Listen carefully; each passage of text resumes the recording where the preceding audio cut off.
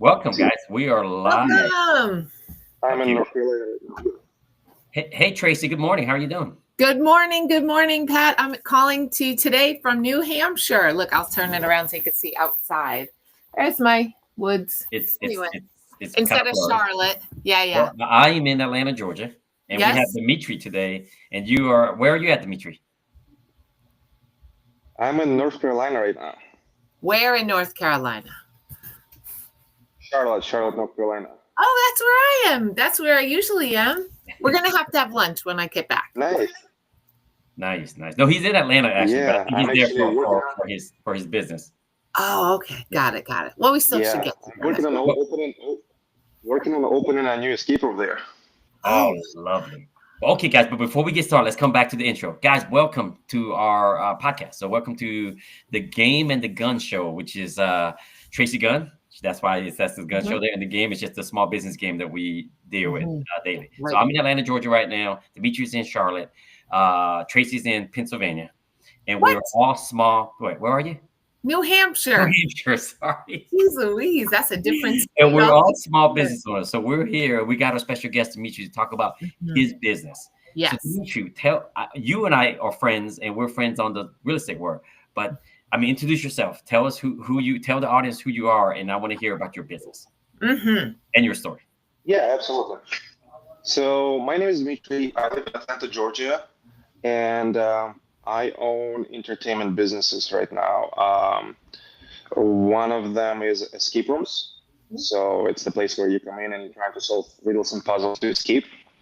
And we also own X throwing places like hatchet throwing, where you throw X's in the targets. Okay. I own also rage room places where you break stuff. Mm-hmm. We have Splatter Studios, and I own a Spinner brand. So we have right now 15 locations in 5 different states. Besides that, I own a marketing agency. So we do marketing for small businesses. And I own a small US-based call center. So we actually do take care of incoming calls for people who own small businesses and need to take calls. Wow. Wow. You're the jack of all trades. That you have all these different angles. I love it. I love that. And this is Okay, the I have a reason why we question do this. now. This is the reason why we do this. I have Go a ahead. question. Yeah.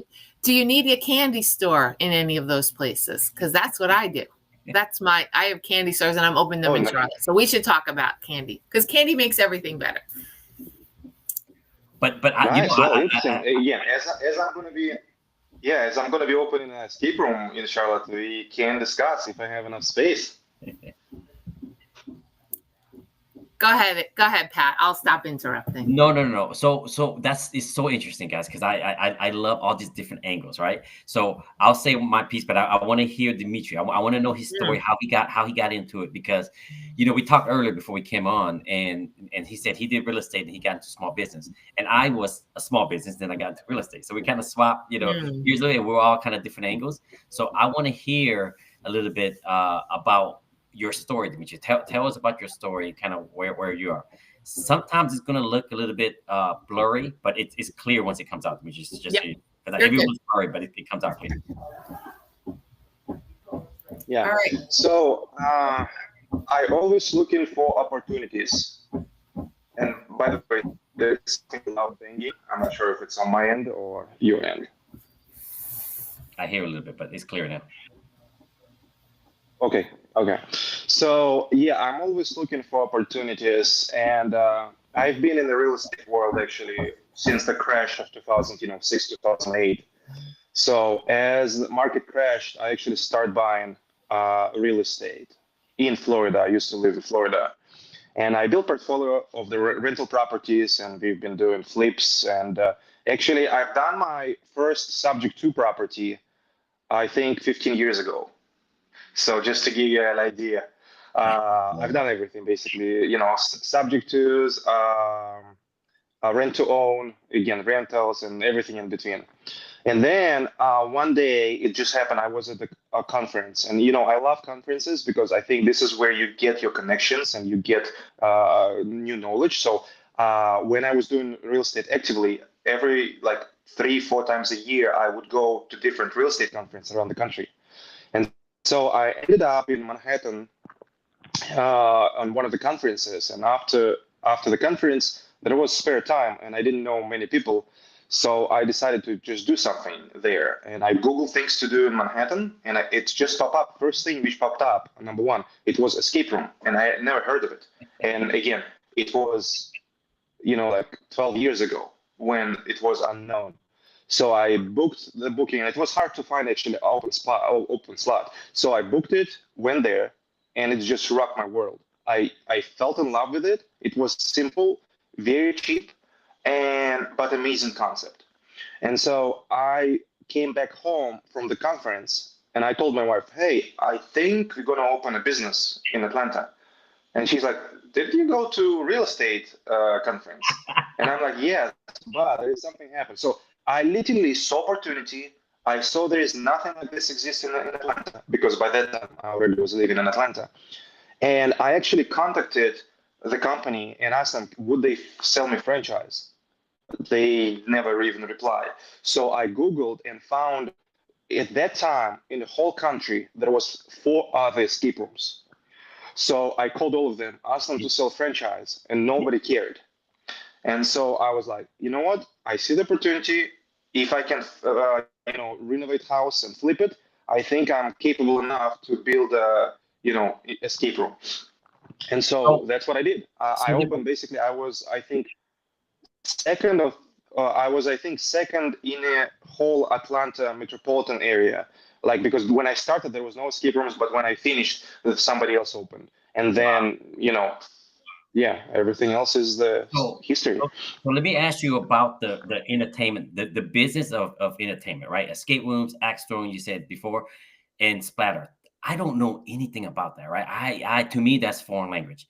But just can you give me a scope? Because for someone who has ran a restaurant, someone who's ran a nutrition store, someone who's ran a salon business, what does that look like in terms of, like, when you say you went to the conference and you say, hey, wow, I want to open this. What does that tell me, who is in the small business realm but doesn't know anything about it? What does that is number one, is there business for that, right? Number two, how is that business? And number three, is that business like recession proof? I'm so curious.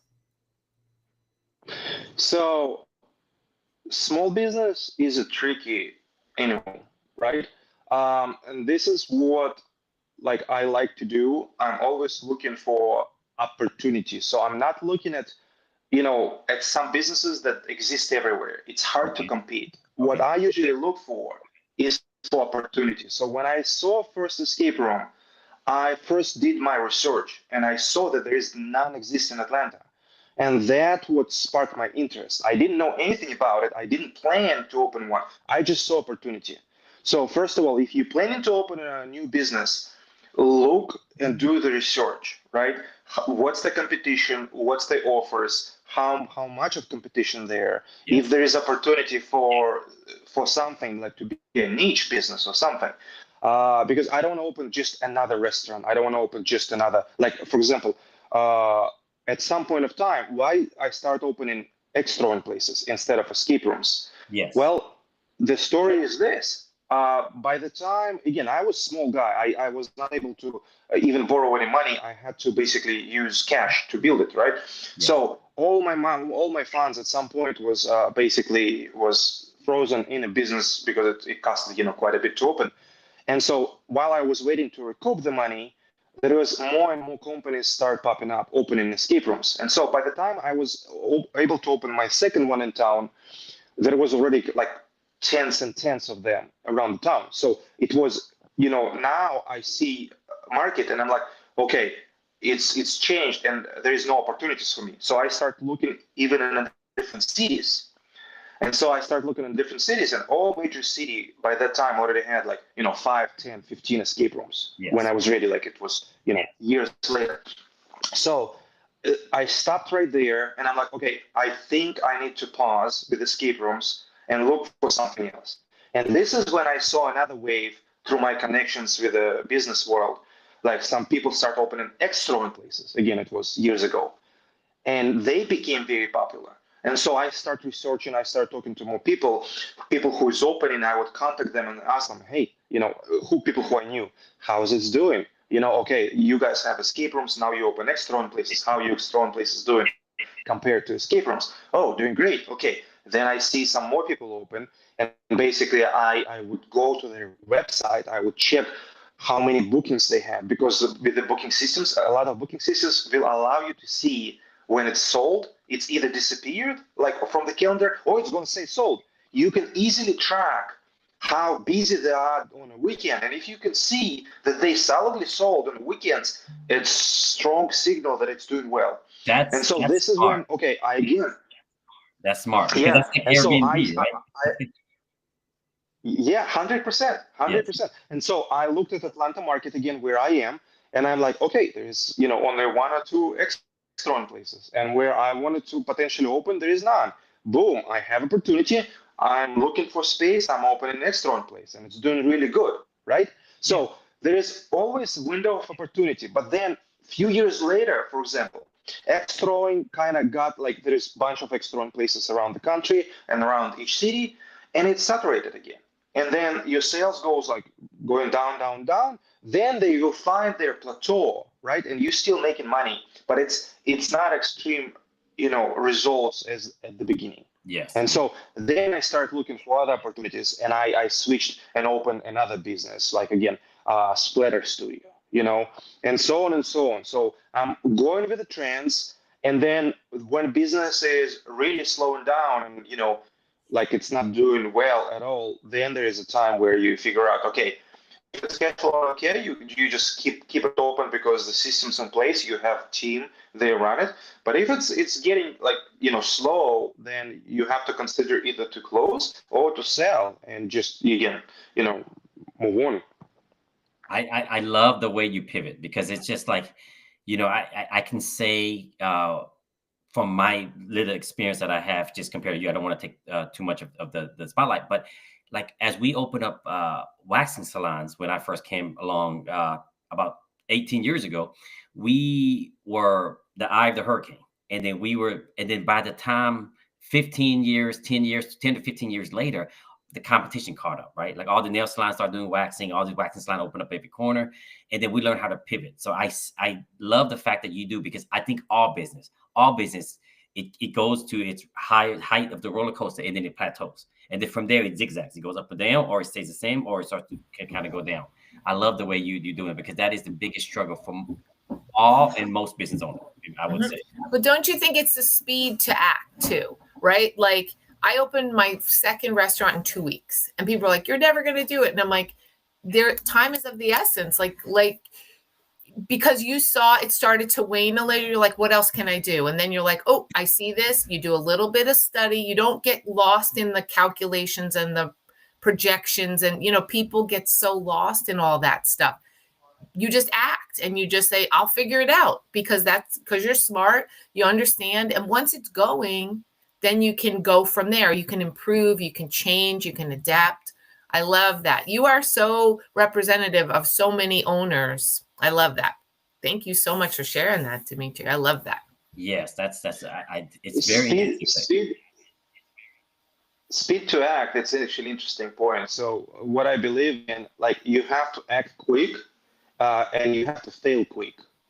And what do I mean by that? You get in, you try it as cheaply as possible, like as affordably as possible. Don't spend crazy amount of money on something new, especially if it's a new trend.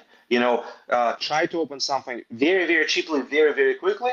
And in a few months already, you're going to know immediately if it's working or not. And if it's not, then cut, the ties really quick. Just close it out, exit if it's possible, and move on something else. And then when it works well and you see that it produces, then you can improve it, continue improving it, and continue building it. Yep. I think you're right. I think you hear about a lot of people who spend hundreds of thousands of dollars opening up their dream business with no idea how to even make money. They start so below the waterline. They're drowning for years. There's just no way out from the debt that they started with. And what you're talking about is being nimble and fast and efficient. And so that you can see if it even works. Like there was this guy shared about, see if 10 people will buy what you're selling. This was more like digital course and stuff, but like is anybody even going to be interested in this, right? Even testing it on Marketplace, like, I want to sell this, would you come, right? Like, just something. You just have to take a temperature, but then you also have to trust your gut and just jump in. Just do it. And then you'll figure it out. You're smart. And you learn so much when you fail. You learn why it failed and what was not right. And then next time you're better. But my follow-up question for Dimitri is, what made you jump in? You went to that conference, you saw it. What was it about escape rooms? And then from escape rooms, you went from one entertainment to another entertainment to another entertainment. Mm-hmm. And so there was two questions there, right? Like, what made you jump in? Where was the fear? And then why did you stick with entertainment? Why did you like it? So literally, it was just opportunity I saw, nothing else. So I did myself. I saw how fun it is. I was playing with strangers. It was a corporate group, and there was one spot left. So I got lucky that I got this spot. And I saw how they were smiling, how they were laughing, how joyful the experience was. And most importantly, how cheaply it was done. It was, again, created, I think they spent probably like 5K at that time. At that time, you can open escape room with almost like nothing. Wow. And I just saw opportunity. Like, it will cost a little bit. There is a huge upside. Why not to try it, you know? Mm-hmm. And I can tell you this. I almost failed miserably. I almost got bankrupt and lost all of my money while I was doing it. But I learned so much, and I just got lucky that I was able to open, because I made literally all possible mistakes that somebody can make while I was opening this business. Mm-hmm. If I'm going to start talking about everything what I had to go through, like, it's mind-boggling how many mistakes, like how many wrong contractors I hired. I had to sue 2 contractors. Oh boy. I was sued by HOA. I had a red tape by the city. There was crazy stuff I went through in order to be able to open. I had to borrow from everyone who I could. I was literally out of money, was not able to pay for my home at some point of time, just because it was crazy.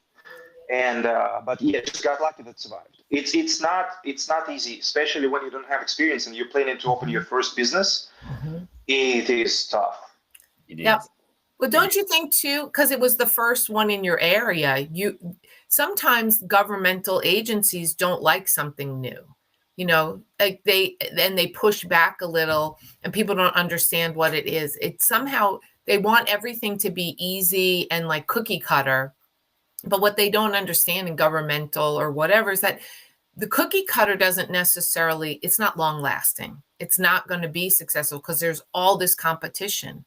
And so doing something new means you have to you're like, I don't know, cutting down the forest, right? You're figuring it out because there's not a path to follow. It's always that, right? Like I'm going through that now from a co-living standpoint. You know, it's like Airbnb before Airbnb, right? It's like we have, stop work orders. We got government, we got illegal housing. We have all these things that nobody understands, that we have to jump loopholes and kind of, figure it out. And what I also, what you said there, Dimitri, is that luck, right? I also think that when we open up, one of my success in terms of business was our chain of waxing salons that we opened up many years ago. We're the first, one of the few first in Atlanta.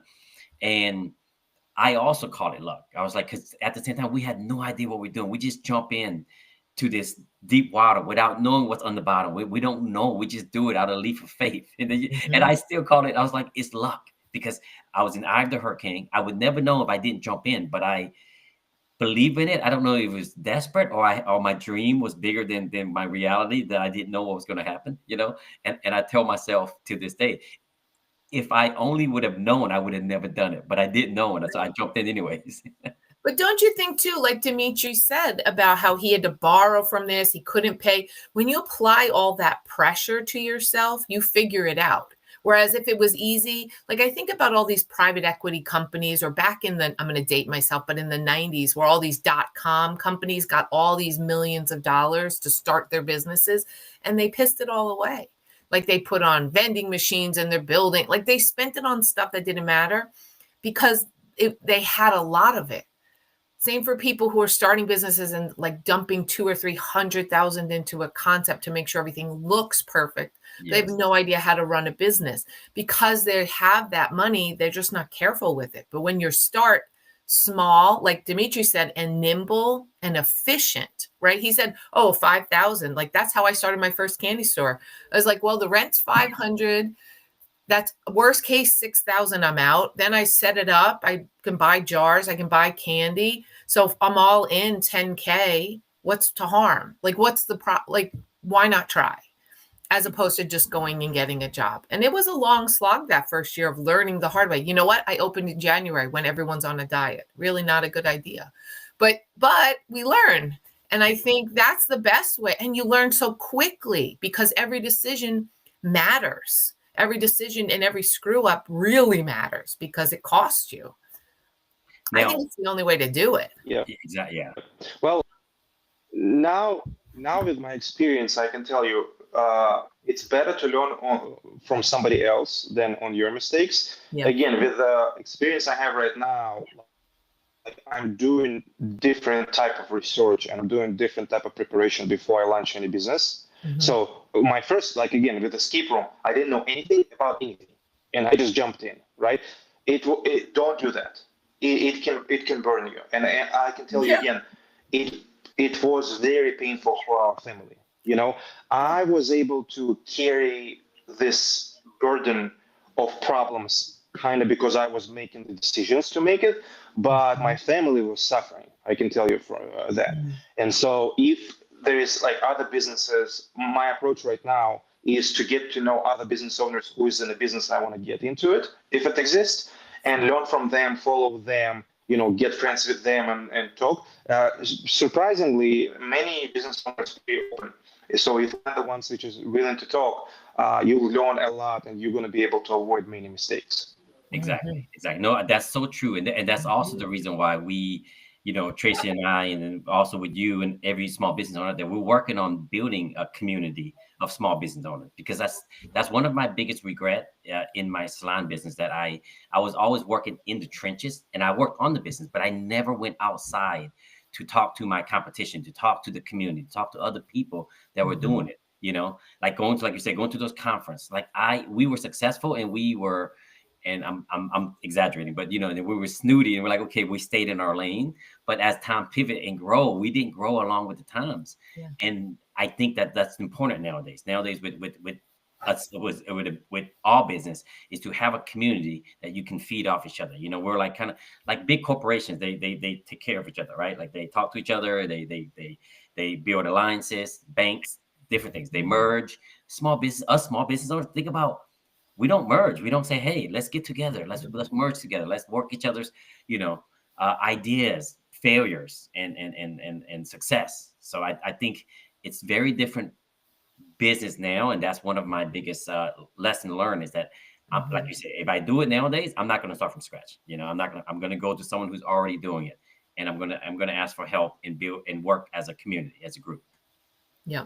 Well, don't you think too, in like being in Paces, I was talking to Pace this week and I was like, you know, being in the community makes me think differently, because as an entrepreneur, when I ran restaurants or my candy stores, it was just me. And so nobody was showing up to fix my things. Like my first thought isn't who can I ask to help me? It's just do it. And so I think now I'm definitely opening up my mind to this idea of partnerships or JVing or just asking advice. No, but right? But hold on. But did you ask this? Did you go to family and friends and like, hey, I need help with this? And they thought you were crazy. I was like, hey, my business is struggling. Can you help me? Can you leave me alone? Can you do this? And the family and friends are like, I told you not to open it. You crazy. You're going to fail. You're going to fail. You're going to fail. I remember. Like, Mom, go get a job. Like, don't you think you want a job with retirement? I'm like, no. But yes, they don't understand. But business owners do. That's the thing. Other business owners, and we don't have to, that's the whole point about meeting other people or opening your mind to this idea of connecting with other people who are in the same world, right? Who are speaking the same language and going through the same things. And maybe someone else is more successful. That's not competition. That they've just paved the way for you to learn from them. Like, This isn't like about judging each other, right? Where you are versus where they are. Yes. You can use that as a way to get there faster because you know so and so. Like, Yes. I think you're exactly right. Tracy, you said it so good. I was exactly like that when I started my first escape room. I was focused on what I was doing. I was very protective of the idea, and a lot of business owners in escape room world like that. It's like, I have best product, I have best ideas. Don't try to look them up and maybe like copy them and steal them. Don't do that. And it's you're very hiding everything, to yourself. Yes. You're not listening to anyone because you Yes. think you're smarter than everyone, and Yes. and I was exactly that until one day. So there was one guy, and Pat, you know him. Um, I met him at the escape room conference. Again, you see, I always go to different conferences. Yes. And so we were a bus tour, playing different escape rooms, and he's like, we start talking. He's like, yeah, I know you. When he was in Atlanta. He's like, when I was planning to open my escape room, I actually visited your escape room, and I was working there, so I was doing everything myself. He's like, I visited you with my family, and we tried just to see, how it works. And I'm like, oh, interesting. And obviously, I didn't remember him because we have many plans. And so we start talking, and then shortly enough, he opened escape room, and then I don't know, maybe a year later, we start talking again, and by that time, he already had like 5 more. Wow. And then like maybe 6 months later, he already had like 15 around the country. And I'm like, there is no way. Like, who are you? But Dimitri, I was gonna say, sorry, I don't want to interrupt, but I was gonna say that before you said that, I was gonna say, but we don't say anything, but we all spy on each other. Like we go there and we were, this is the old small mind, right? We're like, oh, we don't say anything, but we go there and we do service from them. We go get service and we're watching what they're doing, and we're always trying to do better than the other person. Small mind, and like you say, and then we don't grow, and we're there with 1-2 location, and these people come along and they're like, they're multiplying it, they're scaling. We're like, oh my gosh. Sorry, continue. Yes. Yep. And so, I'm like, how did he do it? This is what. So I was pissed off that apparently I'm not that smart. By that time I had 2 locations, and again, this person had already 15 around the country. And I'm like, how? So I was angry, I was upset, I was pissed off. And I was pissed off at myself, first of all. Secondly, at him, like how he's doing it and I cannot. But I swallowed my ego and I reached out to him. And that was, I think, crucial point in my business career, right? I swallowed my pride and I reached out to him and I asked, how? That was first step to the freedom. That was first step to the success. I asked him, how did you do it? And I was so lucky that this person was open-minded and he were looking at things completely differently. And so he opened up and just started telling me what he's doing it differently. And I was so humbled by the way how he reacted on my question, because I was thinking he's gonna say, I'm not gonna tell you. I'm not going to give you my secrets because you're going to repeat them. You're going to do the same. And, Exactly. you're going to screw me up because now you're going to have more escape rooms. You're my competitor. Instead, he was completely open-minded. And he's like, absolutely. Thank you so much for asking. And he started telling me how he works with the partners in different states, how they work together, how they partner, how it benefits everyone. Yes. My world just changed completely. It got upside down. First, I couldn't believe that he's sharing all of this without any money. Like, he didn't ask me to pay for knowledge. He just was open-minded, And then I start asking him more like, do you mind when I have questions if I'll reach out to you? Yeah. And he said, absolutely, anytime. This is again shook my world. Like, wow. And I started asking him more questions. Another time I asked him, is it okay if I'll come to your office and I'll shadow you for a day? He said again, absolutely, come over. And every time it was a nail in my personal past life. Yes. Yes. I was nailing my coffin of me being strict and not sharing and not talking to anyone. I was closing this coffin and I was opening new door to the new world. Yes. Amen. Amen. Well, How many of us, not only us, the world of all small business owners, we are all the same because I went through the same thing. We hide, we keep not hide, but we're in our own, you know, our own lane, and Very protective. we're in our own desert. but And it it's wasn't for me. It wasn't, Pat, sorry to interrupt. It wasn't about like being jealous or hiding. It was more about embarrassment. Like from the out, it's like when you watch people on Facebook and it looks like they have the perfect life and yours is a hot mess. And it's like but the reality is most businesses are not perfect. I mean, maybe 1 out of 100 is doing amazing, but most of them are struggling just like you are. We just don't know. yes.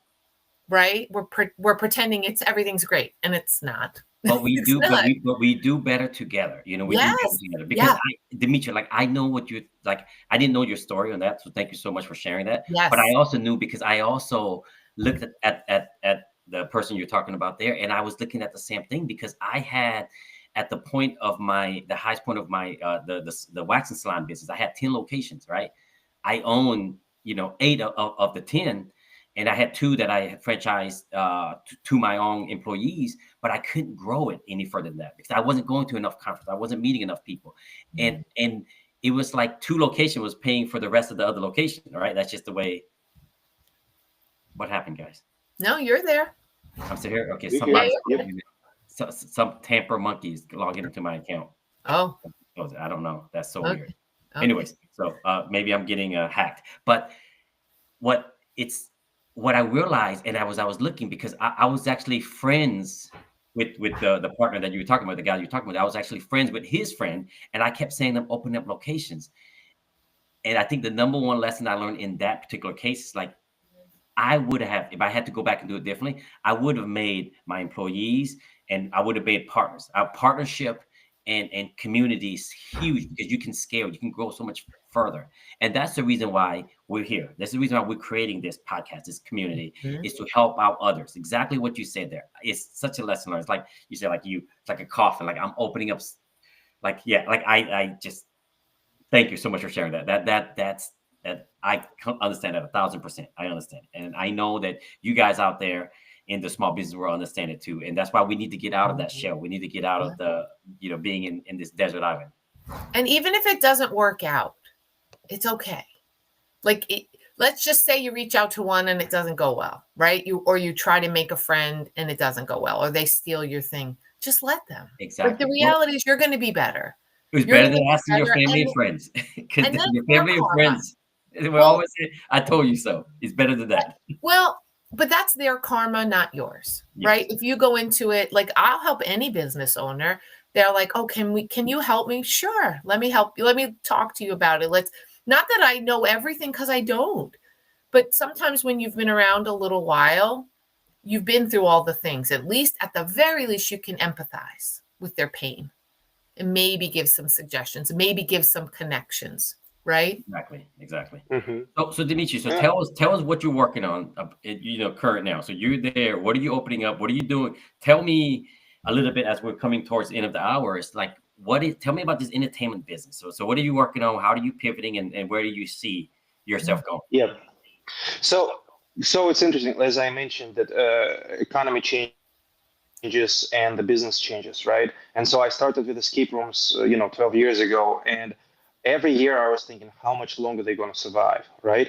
And I started opening other entertainments, and surprisingly, after the COVID and with everything else, escape rooms proved to be very strong business, surviving and thriving.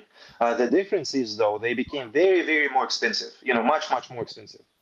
So you used to be able to open like with 10, 15, 20K. Now you have to have hundreds and hundreds of thousands to open it, but it's very lucrative business because if you do it really well, it's producing. People love them. Yes. Now people know about them and they enjoy them. There is like enthusiast community who build the travel plans to go to the vacations around escape rooms. It's crazy. It's Dimitri, crazy.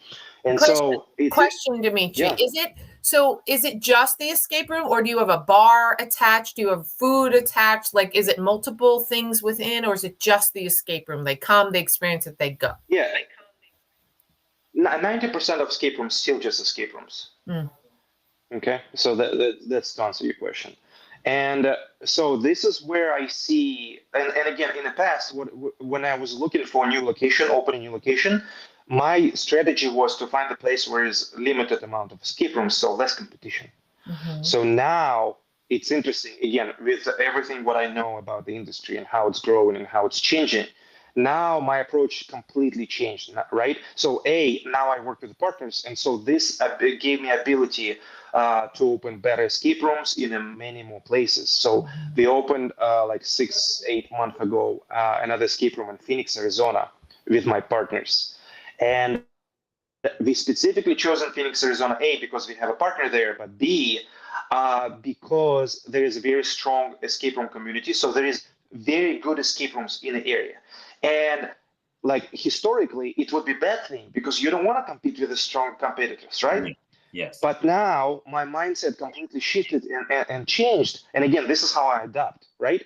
Now I go to the market where is good escape rooms, a very strong community. Why? Because people travel there and they spend in a weekend 2-3 days, Friday, Saturday, Sunday, and they play as many good escape rooms as possible. And I see it as a big trend. It's growing. Yes. There is an escape room app exists. It's called Morty, where people specifically travel around the world and go to the good escape rooms. And so Phoenix, one of these hubs. Yeah. So I strategically chosen to go to Phoenix because we opened there a very, very good competitive escape room. And guess what? People who is going to other escape rooms, they always ask other owners like, hey, what is other escape rooms in the area you can suggest? Yes. And again, we invited all other escape room owners. They all know us. They know our quality. We are all friends. So they suggest us. And we save so much money on marketing because of that. Wow. And so this is our new strategy. And now I'm going to Charlotte, North Carolina. We're going to be opening an escape room there. We already locked the lease there. The reason why we're going there, A, it's a very fast-growing city. But B, there will be one of the biggest escape rooms in the country opening shortly. So they start building their escape room, I think like 2 years ago, from ground up. They bought the land, they built in a huge building, and they built it incredible quality. So I'm talking about they spending millions and millions on this escape room. Because of them, they come into Charlotte because there is a buzz already. They haven't opened yet, but there is a buzz about them in a community around the country. So we know that a lot of people are going to be traveling there. Yes. And again, the concept we bring in there, it's also very, very good. Like we have now a reputation as well, yes. Our escape room. And so we know that we're going to be successful there. So this is how approach changes over the time. And this is what I'm doing. You know what it reminds me of? It's, yes. I'll tell you this thought first I had, right? This idea. As the economy changes in commercial real estate, big malls are shutting down. I'm telling you my ideas. Maybe one day we can partner up with it. But my idea was like, you take these big spaces, right? And we buy the building and we take the space like a mall or a warehouse, because all of those are things. And then you put a multi, entertainments right there. Like you put indoor soccer. My kids play soccer. What do they call it? Not the racquetball. What is it called? Pickleball, right? You pickleball, you put escape rooms, you put this different, multiple entertainment, because what I see it here in Atlanta. You see it too. It's just that you got these big developments where they build this hotel, these things like that, like in West Midtown here, and they put all these different entertainment stuff there. And I think that as commercial buildings are dying down and big, big malls, those are probably the next phase, right? Because it's funny, like you say, like, okay, people travel to go and they have a group in a community. That's a culture. That's a community change, right? That's almost like, I think when you would call me, a while back, I even thinking about, what if you create like an Airbnb with the escape room in the Airbnb or something like that, something crazy, right? Anyways, just a thought and an idea about those different, sectors and marketing and business that we're in. Yes. So can I ask, Dimitri, what area of Charlotte are you opening? Yeah. What area? I don't know areas well, but Uptown, I think it's called. Yep. Okay. Uptown is If you like look the at center of the city. So in that area. But Pat, it's so interesting that you mentioned it. I'm actually right now going through the course commercial real estate. Exactly that. I'm learning right now how to find empty properties, empty commercial, Yes. and redevelop them and subdivide them. So it's interesting. I'm learning this right now because I also see opportunity, and that's another trend like that I see. I wish I saw it earlier, but again, honestly, I was not able to. I was not in a position to buy commercial space and to do like escape room in it. Yes. Or other business holding the real estate. Yes. Man, it's such a difference. And the way how I see it right now, because again, my first lease was 12 years ago. It's basically right now doubled or more in a price that I used to pay. Exactly. And if you lock it with a loan, it would be the same. And it's a game changer. Like owning the building, paying locked loan for 30, 40 years, whatever, how many years, 20 years. It's so big difference on a distance, and appreciating asset. So now, like I'm looking at anything, I'm looking to buy. I'm always looking. It's of course it's challenging to find property that you can afford and everything else. But man, it's a game changer. Like to start buying and opening businesses in them, that's the way to go. Yes. No, that's amazing. That's amazing. Yep. Well, guys, as we are kind of going into the end of the hour there, I just want to say, Dmitry, thank you so much. What would you, and Tracy, I'm sorry, I'll have you say it, but what would you say? What would you tell yourself, your younger self, like the mistakes that you've made? What have you have done differently?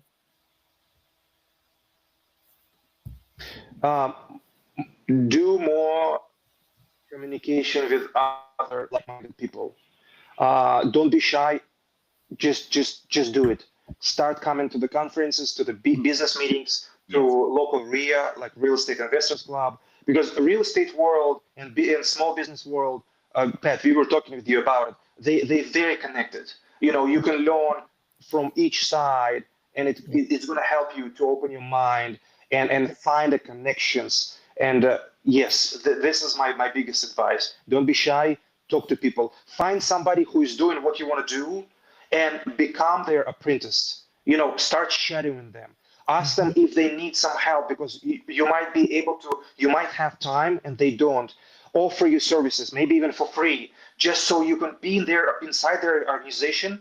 And this is going to save you so much money, energy, and time, Agreed. For me, that's kind of like Pace created the Orbit program, this idea of being able to come in, learn. When I'm finishing my fundraise for the candy store expansion. And one person who wanted to be an investor, she also wanted to connect that to, I want to orbit you. I want to follow. I want to understand how all the pieces work together. I want to be a part of it so I can go do it myself. And that's exactly what you're talking about. You don't have to do this all-in thing, but just being in their world, you learn, you catch more, right? By being there. So amazing. This was amazing. This was an amazing podcast, by the way, Dmitry. Thank you so much. Thank you, Dmitry. Great, Tracy. I love this one. This was great. We had it. This was great. Instead of just talking to me, he got to talk to. Now I'm outnumbered. 2 guys, 1 girl. Woohoo! We should put me in the middle. Yes. Then it would be a sandwich. Anyway, I have to run too, so I'm going off to meet the fire inspector. So, thank you so much, Dmitry. I look forward to meeting you in person. Dmitry, thank you. We'll catch up, and then so we'll definitely have you on our Atlanta Zoom, and then we can talk more about business. So, guys, thank you so much. Love everybody for watching, guys. We'll see you guys next week. Bye. Thank you, everybody. All right. I hit stop. It's stopping.